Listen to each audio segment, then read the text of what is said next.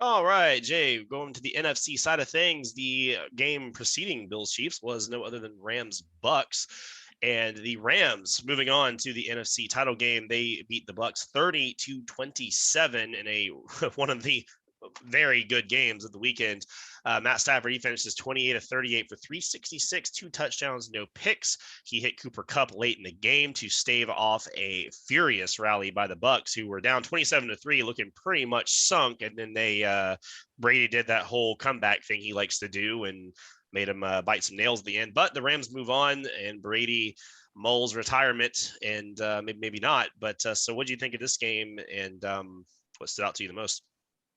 This was the one game to where you look back at it and you're like, man, it's really grateful, and it's really, you look back, as we said previously, spectacular weekend for the NFL and for a fan of the game.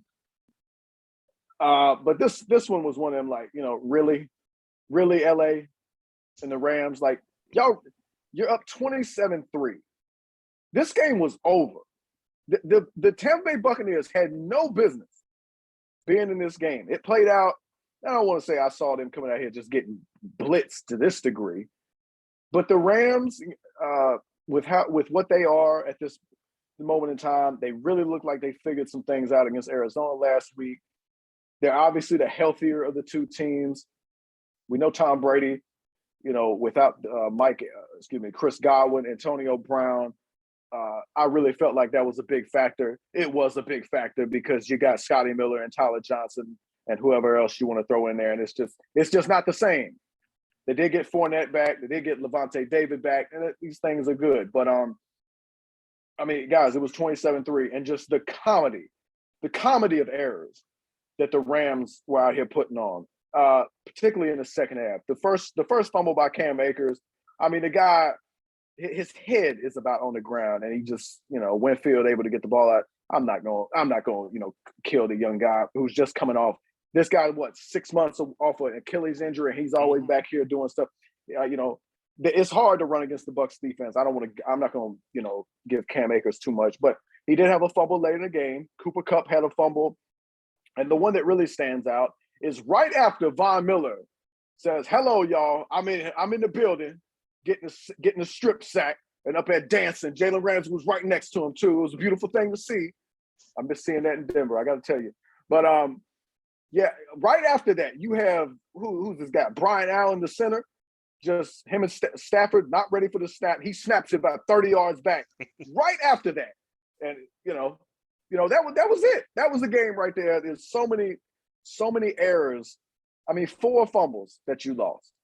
And you wonder why the game was close. That's why the game was close. The Rams absolutely were 1,000% better than the Buccaneers in this game. So I'm not getting caught up.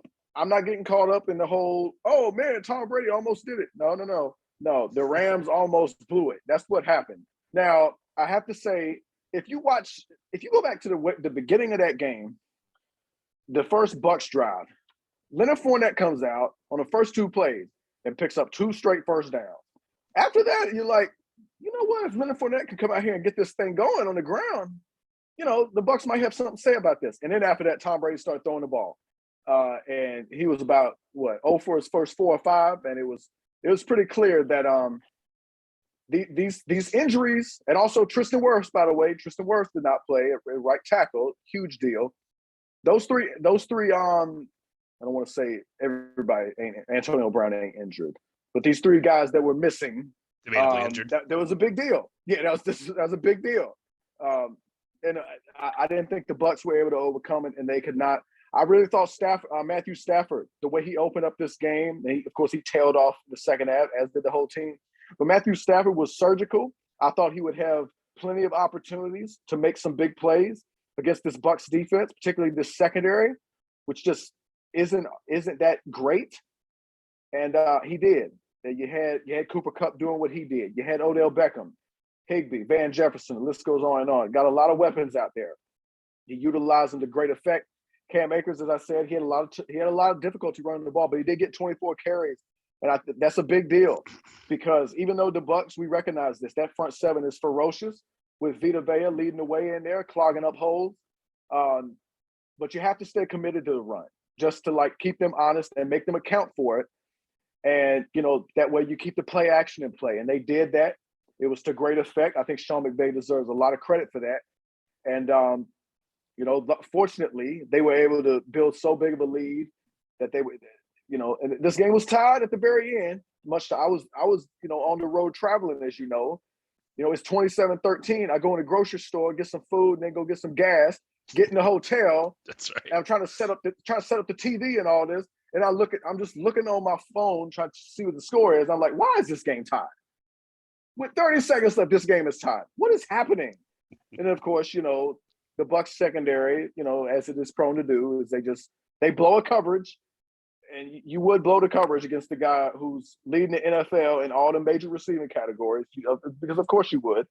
And you also, another thing, not only, it's not like the Bucs had, just busted coverages. They had some really uncharacteristic penalties in the first half, I thought. Tom Brady, and I thought this is an incredible stat, the way this guy carries on sometimes. He picked up his first unsportsmanlike conduct penalty of his career when he thought Von Miller came in a little late, bloodied up his lip. Yeah, giving it to the ref. But he had that one. But then you had a couple more. Ndamukong Suh had one, which I just couldn't understand what his problem was. But he had one for 15 yards, and I think they had one more. I'm spazzing out on who that was on. But those was, especially the Ndamukong Suh one, they had a drive stop, and that kept the drive alive. So you just had, this goes back to your point, when you're on a particular day, you're the team with a little bit less talent and just not as much to work with. You can't be the team out there making stupid mistakes like that. But that, those penalties, that had a little bit to do with what went on. And the Rams, they were able to be a little bit careless with the ball, but because they got up to a big lead, because I thought they were a vastly superior team on this day, they were able to get away with it. But if the Bucs, they were able to clean some things up, maybe things are different. But this one, I didn't, this was the result I expected. I just didn't see it ending the way it did. Yeah, this one was, I remember trying to pick this game and was really thinking, I'm sitting there looking at it on paper. I'm like, dude, the Rams should just walk away with this game. I mean, this shouldn't even be close. If you look at who they had available, who the Bucs had available, and you look over and you see Tom Brady and you're like, I don't know. I've been doubting this guy a long time and it don't usually work. But yeah, this was, I tell you, this is what the Rams, I think, when they envision building this team, because you remember, like, throughout the course of the season, it was kind of like becoming a meme where the Rams would get another good player, like they trade or they acquire, and then they lose a game, and then they go get another great player and they lose another game. And they had like that streak where they lost to what turns out some really good teams. Obviously, all the teams they lost to were playing over this weekend, that little 3-4 game stretch. But when you look at kind of how they built this roster, it's so many veterans. It's so many veterans. And those guys weren't really the ones making mistakes. I mean, Von Miller was doing this thing. Aaron Donald did his thing. Cooper Kupp, list goes on. But then you got guys like, your boy, the center, 4th round pick, a couple years ago. He's throwing the ball over Stafford's head. You got my guy Cam Akers, 2 fumbles, young guy, been injured. The second one was like, you feel bad for Akers. He had 2 hands on the ball. I mean, he was trying, and Ndamukong Suh just Herculean strength ripped the ball out. And it's like I think I saw Aaron Donald do that to somebody a couple weeks prior, and like Donald picked the man up with one hand and he pulled the ball out with the other. And it's like, well, what do you want him to do? Like, he's holding protect ball in the controller. Like, what, so those guys are going to make those kind of plays. But when the Rams kind of put this whole team together, I think this is what they envisioned is, hey, we may not always be a great regular season team. We'll kind of be up and down, but we just get to the playoffs, we're going to turn it on. All these veterans, all these guys that have been in the playoffs before, they know how to play, they know how to win.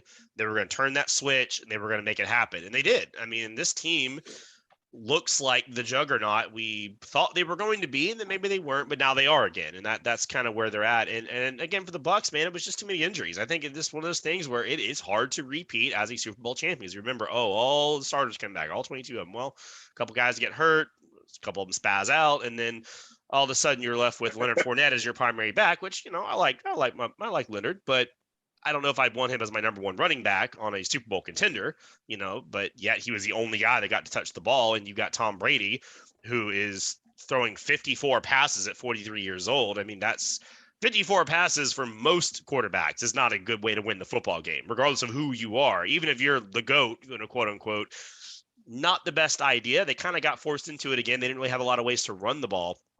But yeah, at the end of the day, man, this is what was expected. This is what was expected out of Matt Stafford. I mean, that play, that hit to Cooper Kupp when he saw that kind of big blitz that Tampa Bay brought, because, it's funny. We sat there in the last segment, we clowned, Leslie Frazier's defense. Oh, you played, cover 19 super prevent when you're at the concession stand looking for a stop.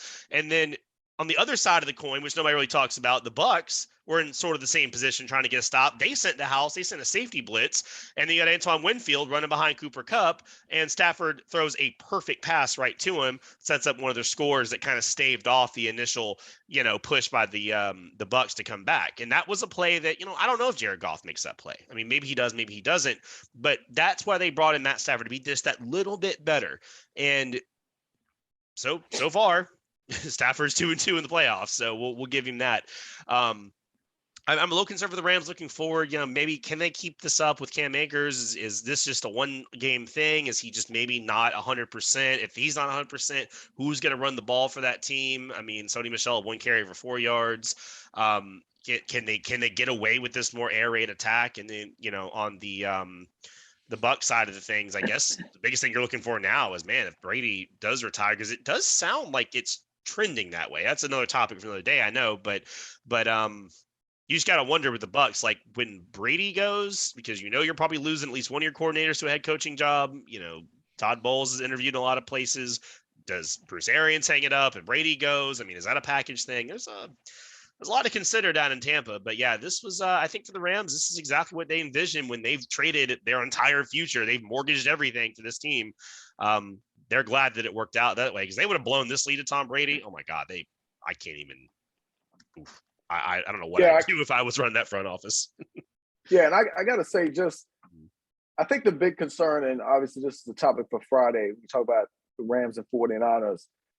But I'm not concerned about the run game, because it's the Bucs, and the Bucs are just a different type of run defense. You don't run the ball on Tampa Bay. So, you look at the numbers, they're pretty ugly, 24 for 48 for Cam Akers. But I'm not really that concerned, because you saw some good signs from him against Arizona. And I think, Sean McVay is a little bit different, typically, how he manages his run game. He typically just puts a guy back there and say, hey, you're the guy. He's not really, for the most part, big on splitting the carries up. But even so, like, if Cam Akers for some reason can't cut it, I mean, Sony Michel has shown this year that he can get it done. He's looking more like the rookie Sony Michel, which he was, the last Patriots Super Bowl win when they beat the Rams 13-3. Sony Michel was that dude. So I think Sony Michel's fine. It's just Sean McVay chooses to handle his running backs this way. The big thing next week, the running game will be more important because of how the 49ers defensive line was able to really dominate late in that last that week 18 matchup. That'll be something big to watch. And for the Bucs, it is all about Tom Brady, and obviously we'll cover that down the line. But I think, if you're a Bucs fan, and just even if you're like in the Bucs front office or whoever's, running that team, you got a Super Bowl out of it. So, I would submit to you that it's kind of like the same thing when LeBron goes to LA. He came to win a ring.